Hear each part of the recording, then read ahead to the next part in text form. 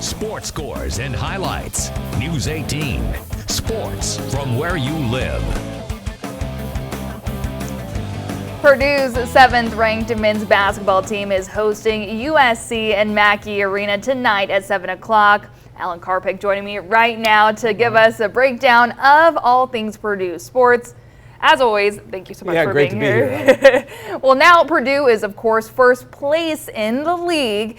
And are the Trojans a threat? Well, Lily, I think they are, because this is a team in USC, the first time they've ever been to Mackey Arena, first and foremost. But this is a team that has won on the road. They've beaten Nebraska at Nebraska. They've beaten Illinois at Illinois.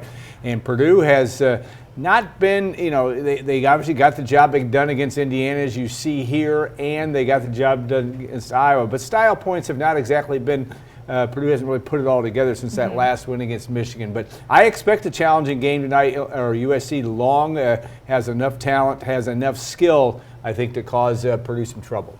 All righty, definitely will be a nail biter then. Well, both Trey Kaufman-Renn and Braden Smith, of course, have been playing at elite levels all season long. And so who do you think will be the MVP of the team right now? Well, that's a great question, because they both have been so significant for what Purdue's been able to do. And I think you have to look at that and hope that those two continue to play at that level. I would give the slight advantage to Braden Smith. I think that is a good thing for Purdue, because Trey Kaufman-Renn has been great. He needs to stay on the court. He's had some foul trouble issues, but that's the way I would lay the early. We're not at the end of the season yet, but I would put it with Braden Smith. He's been just an All-American level so far.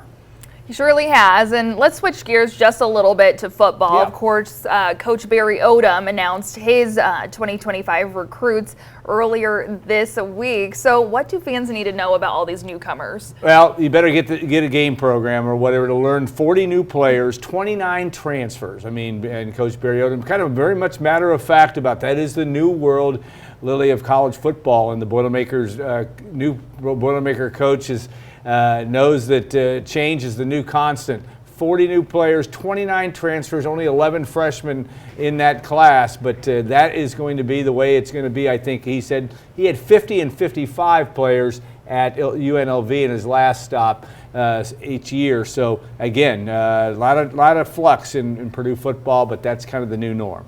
A lot of change, a lot of learning and growing, right? You hope so if you're a Purdue fan. Right, exactly. And lastly, what guests do you have on Gold and Black Live tonight? Well, we're going to have a good show today at 2 o'clock, goldenblack.com. Steve Wolfvong from on3.com talks recruiting. He's a recruiting expert as well. Mark Monteith, longtime basketball writer. We'll talk a lot about Purdue basketball. And, of course, Tom Dienart from our staff will break down the latest with Purdue football. So basketball, football today. Good show today at 2 o'clock. Yeah, a lot of great stuff. Thank you so much, Alan. And now a quick look at your local forecast.